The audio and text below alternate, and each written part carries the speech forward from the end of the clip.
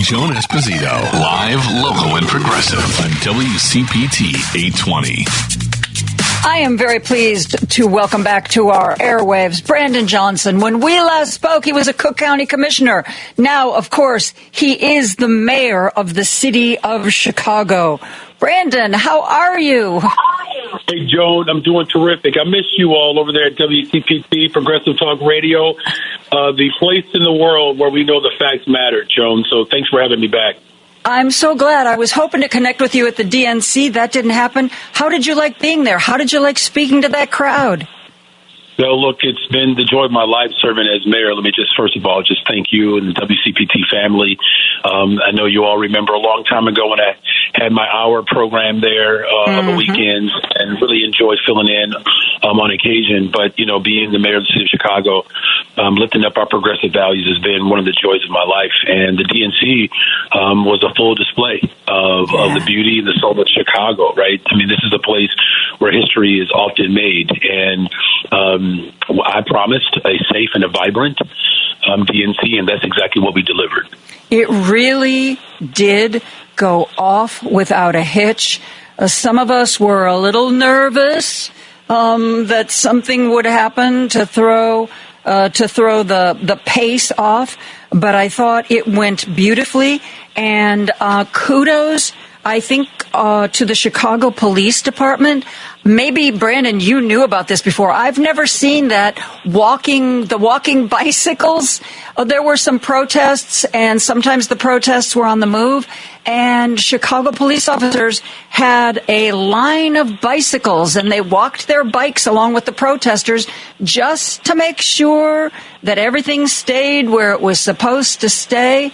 And I thought it was brilliant. I thought the city pulled it off brilliantly. I know that in front of in front of the Israeli consul, there were some arrests, but all considered, I thought it was a real beautiful focus on our city, the wonderful parts of our city, and it went off so smoothly.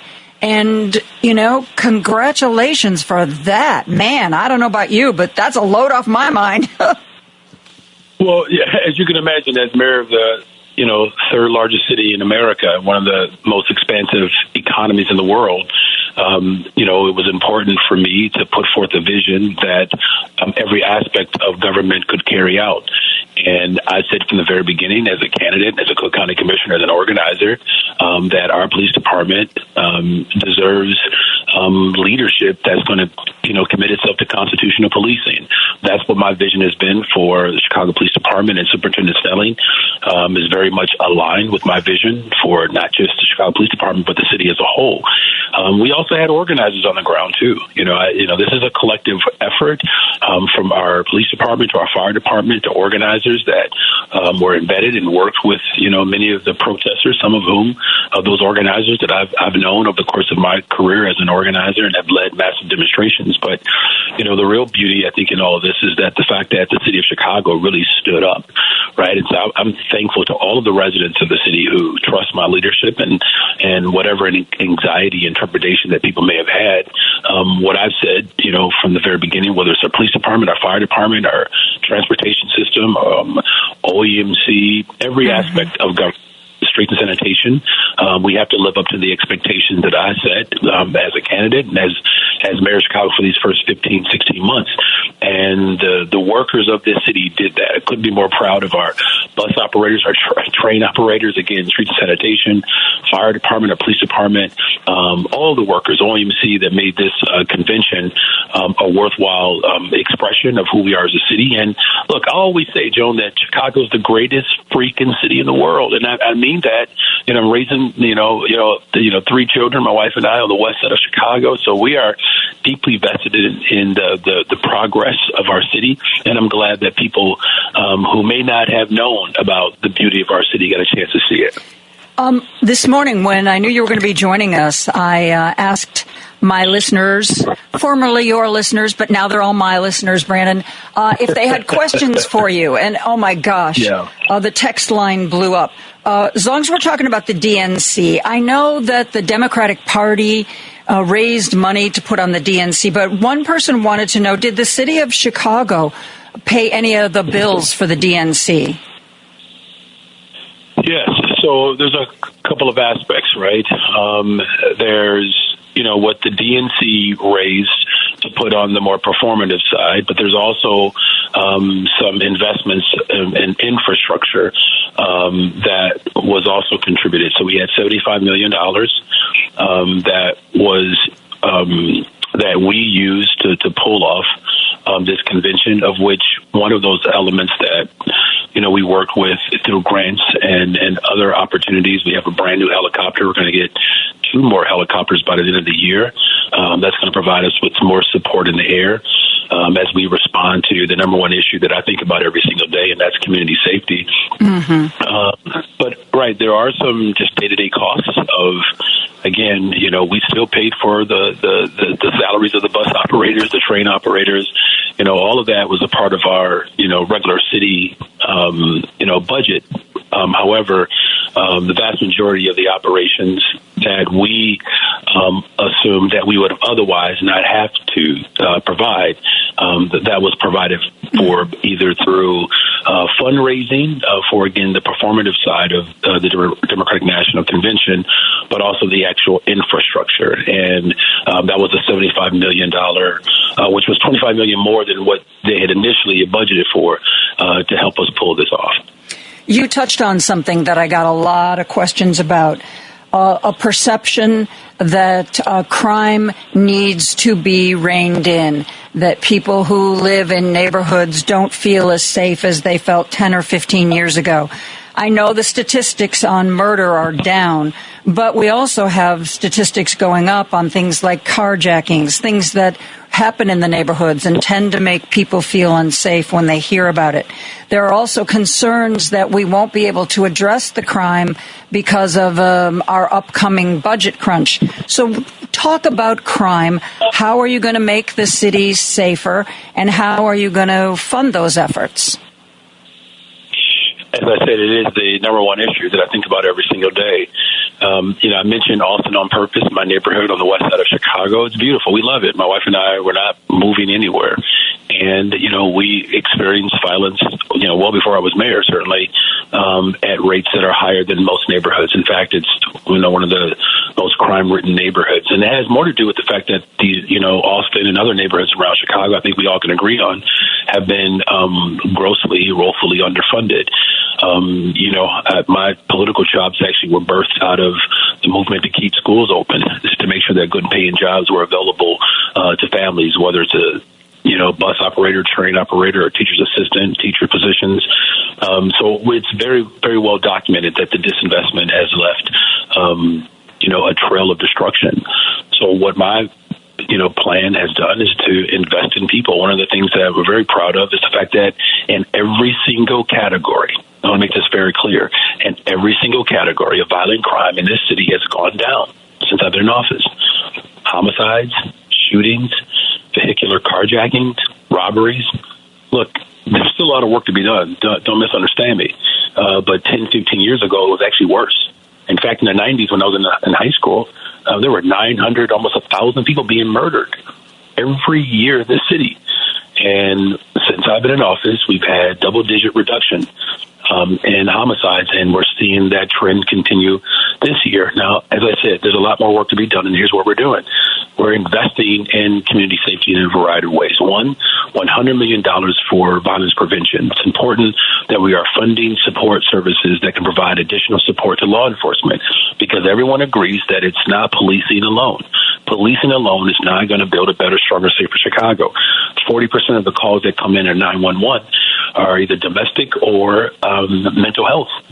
And that's why, I have invested significantly in behavioral mental health. We're reopening a mental health clinic in Roseland. reopening, providing mental health and behavioral health care services on the west side, the lower west side at Garfield Park Legler Library, UIC clinic. But we're also seeing real strong returns of our investments with young people. We hired 27,776 young people this summer. It's a 32% increase since I've been in office. And I made a commitment to hire 200 more detectives by the end of my first year. Well, guess what, Joan? We're going to get to 200 more detectives by the end of this year. So halfway through my term, we're going to make sure there are more detectives. We have civilianized positions so that law enforcement that has historically had to provide many of the paperwork and administrative aspects to policing, we have freed those positions up so that we can put more police officers, out on the beat. And so, look, it's going to take all of us. Bottom line is that it's not one person or one thing. That's why we're building more affordable homes. I'm very proud of the fact that we had a $1.25 billion investment for housing and economic neighborhood development. It's the largest single investment in the history of Chicago for neighborhood and economic investment. Everybody knows that the immediate response to violence is making sure that we have people who are in position, whether it's behavioral health care workers, whether it's law enforcement, that we put that work in place. But we also have to be committed to eradicating poverty. That's what President Johnson said 60 years ago. We decided to go into a different direction, and the so-called war on drugs has left us nowhere. So, community safety is a collective work, and again, the work that we've done that has reduced violence in every single category, we can't be satisfied until we, really put ourselves in a position where there are greater investments and less violence. You talked about how you want to allocate money to alleviate some of these problems and get more detectives. That's been a big concern, and we know the COVID money is all but gone, if not gone. The budget director under you, Annette Guzman, said that there was now going to be a citywide hiring freeze because her office was looking at a deficit for next year that could be close to $1 billion.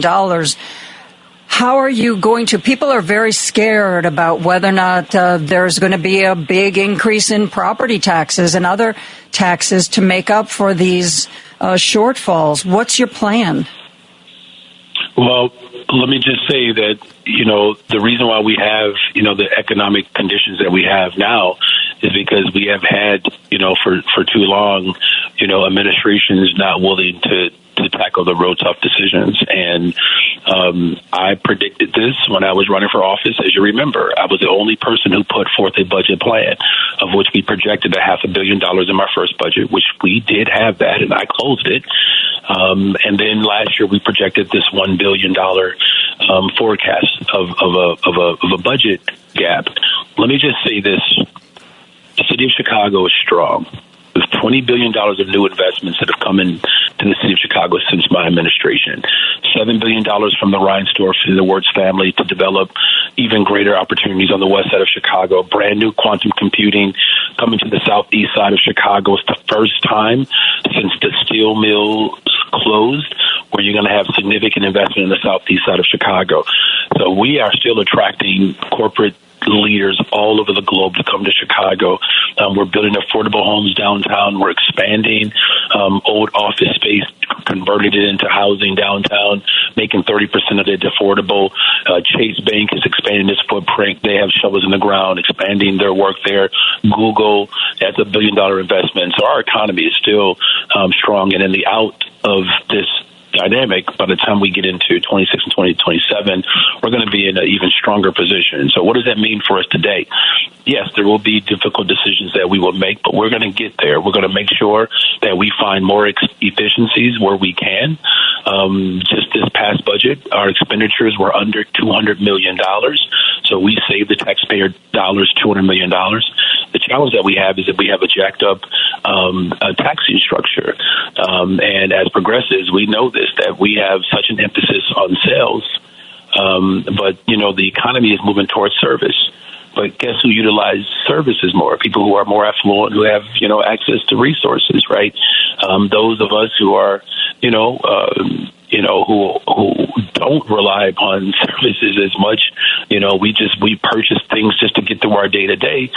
You have a lopsided tax structure where sales is the greatest emphasis on taxes versus services. So that's something that we have to think about, not just as the city of Chicago, but the state of Illinois. So I'll be working with stakeholders, our labor leaders, our business leaders. Folks are providing ideas now about how we can generate revenue and where we can cut costs.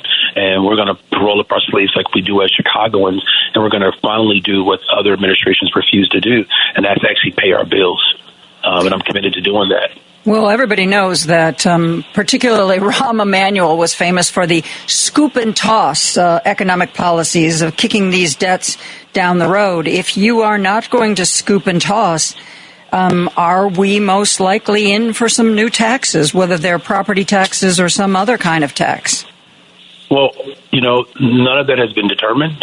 What I've said is that we have to put everything on the table and begin to have real honest conversations. We're going to have, open budget hearings. I had 4 community budget meetings, which included a budget community meeting with young people. There's nothing surreptitious about the work that we're doing. We've been very clear and open and transparent about what we're dealing with. And to your point about just bad, toxic deals, whether it was for Chicago Public Schools, where they had these awful toxic swaps where banks and corporate leaders were able to make, a killing. I hate to use such a strong word there, off of the misery and pain of everyday taxpayers, right? And instead of renegotiating those toxic deals, the banks and big corporations were able to get paid while teachers and students and families had cuts to services. Look, I knew exactly what I was signing up for when I decided to run for mayor of the city of Chicago, is that after decades of not paying pensions and using the pension revenue to develop downtown and to line the pockets of corporations, now that bill is due. I'm going to pay it because that's the responsible thing to do. But again, my work is to make sure that we continue to invest in housing and mental health, youth employment, and community safety, right? And I'm going to continue to work with the city council, corporate leaders, business leaders, labor leaders, to ensure that the people of Chicago's interest, everyday people who want safe communities, and I'm going to continue to invest in safety, who want affordable homes, I'm going to continue to invest in affordable homes. We've built 1,300, I believe, affordable homes since I've been in office. 1,700 more will be built by the end of this year. We've had about almost $17 million for community development block grants. That's double the amount that was invested in community development block grants in years 21 and 22 combined. So we're still making investments. Our investments are up. Violent crime is down. And it's going to take all of us to build a better, stronger, safer Chicago. And that starts with our budget. You mentioned the Chicago Teachers Union. How are those negotiations going? And are you going to be able to fund a contract? I know your idea of a short-term loan to make that happen was shot down. So how is that going, and is it going to be fundable? Well, one of the things that I just think it's important to lift up is that, you're not going to find a mayor anywhere in the country that is more pro-public education than me. I'm a product of public schools. My children attend the public schools here in Chicago. In fact, I'm the first mayor to actually send their children to the public schools in Chicago. I taught in our Chicago public schools. It's a fundamental right that we have to protect for all of our residents, no matter where you live in this city. And what I've vowed to do is to make sure that not only are we investing in our children, we're investing in the people who actually service, our children. And, my job is to make sure that there are no cuts to the classrooms, right? I mean, our children cannot afford to take a loss. And when we think about whether it's special education, our English language learners, we have new arrivals that are here. We have many of our schools, particularly in Black Chicago, that are always being threatened to be closed. I mean, these are not policies that I'm going to tolerate, quite frankly. And so the question about, whether or not, we have to make some other financial decisions to ensure that families in the city of Chicago do not lose.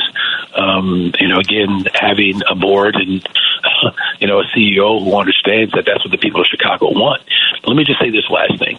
I fought, as you know, Joan, I fought before I was in an elected office, for Springfield to change its funding formula, where we're not basing the funding formula for children per person, but we're basing it on need.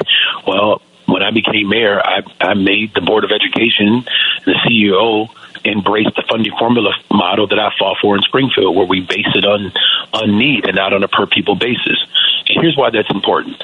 Based upon the funding formula that we fought for in Springfield, the state of Illinois essentially owes the entire state school districts $3.6 billion. The city of Chicago's portion of that is $1.1 billion. That's really where our efforts have to we have to direct our efforts towards Springfield, because, look, when I was an organizer, the state of Illinois was ranked 49 out of 50 in relates to education funding. Well, now we're 32nd out of 50. Now, look, that's progress, but I don't think anybody's jumping up and down when you come in 32nd place.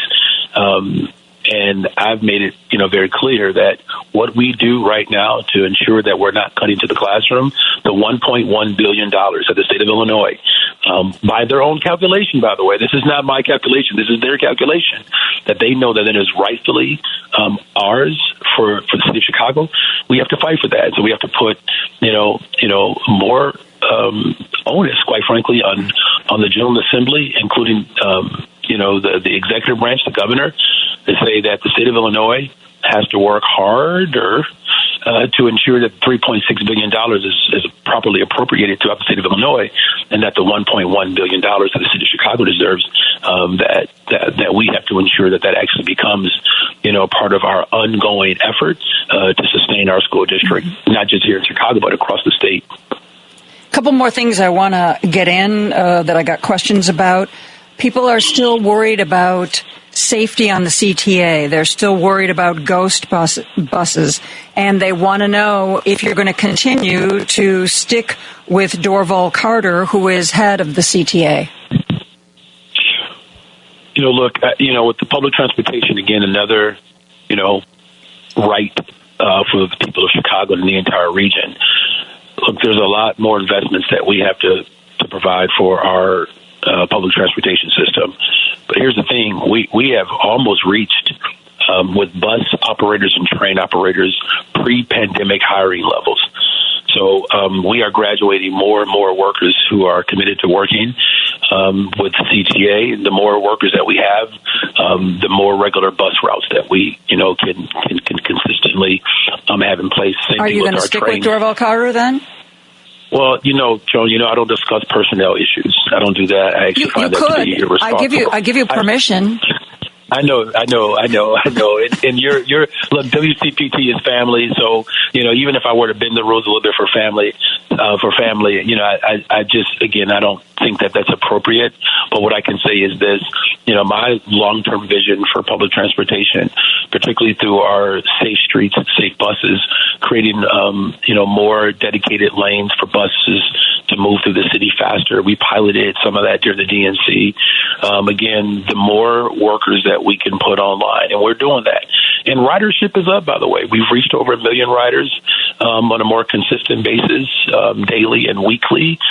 People are returning back to downtown. They're not at the rates in which, of course, we want to see them, but that's going to take some creativity. And, right now, my vision for public transportation is to continue to work to invest in public transportation. And, I'm going to do everything in my power to ensure that we get more workers and then that we keep them safe. Now, look, the tragedy that happened is not lost to me on the Blue Line. That's just horrific. You had people who were ostensibly unhoused. But, Joan, as you know, as progressives, we fought for Bring Chicago Home, but we had power corporate folks who fought against, that revenue stream, which would have addressed the unhoused crisis, the revenue challenges that we're having right now. So you have a dedicated, mayor who's committed to progressive forms of revenue and invested in people. Again, this has been the joy, the honor, and the privilege to serve in this capacity. The first mayor in the last 60 years, quite frankly, that has not had any ties to the political machine, to no political machine, right? A working class middle school teacher who rose up through the ranks.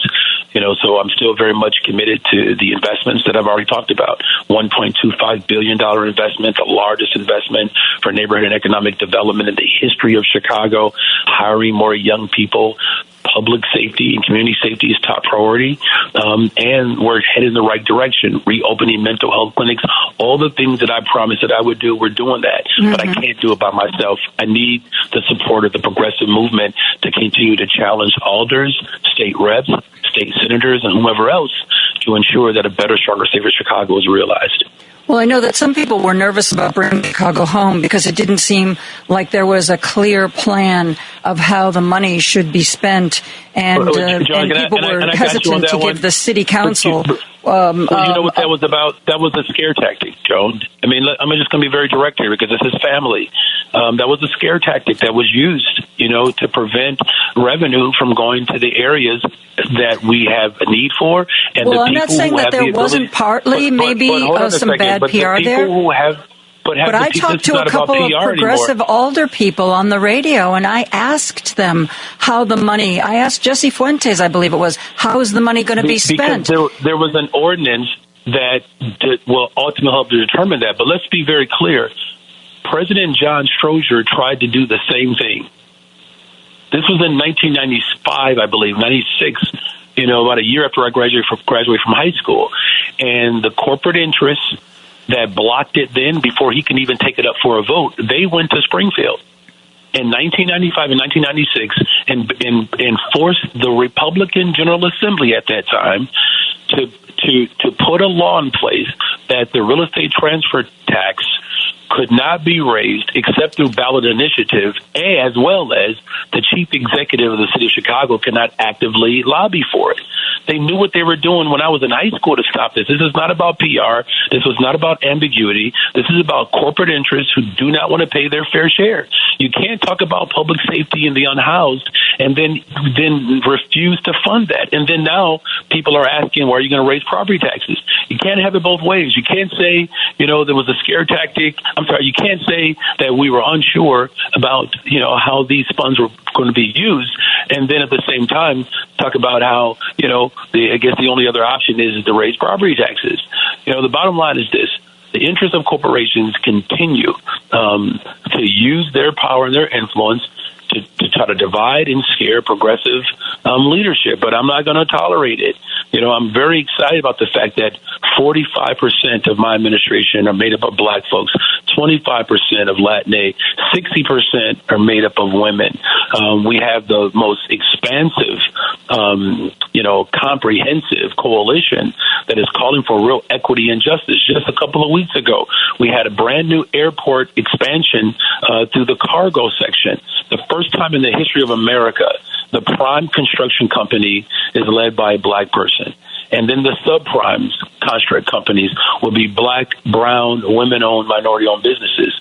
There are individuals that are intimidated by this broad coalition of black, brown, white, Asian, young, the intergenerational movement that propelled a middle school teacher to the fifth floor. And they are trying desperately to disrupt our effort. And as progressives, we have to remain aligned, and we cannot be subject to the hypocrisy as well as the dogma that the corporate interests use to try to separate and divide us. We know exactly where those resources are going. They're going to go to deal with the unhoused crisis in this city. That's why the $1.25 billion bond investment, people voted for that because, the city council was very clear about where those dollars were going. Once it got into the public space, corporate interests did what they normally do. But here's one thing that I know for sure, and you've known me for a very long time, Joan. Mm-hmm. I don't stop just because you tell me no. We're going to go and we're going to continue to organize because it is a matter of life and death.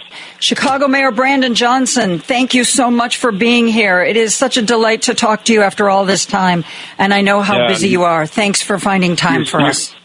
You're certainly welcome, and I promise I'll be back, and I'm looking forward to one day coming back in the studio. Maybe I can get in my old seat again. That would be cool. Okay, it's a deal. All right. It's absolutely a deal.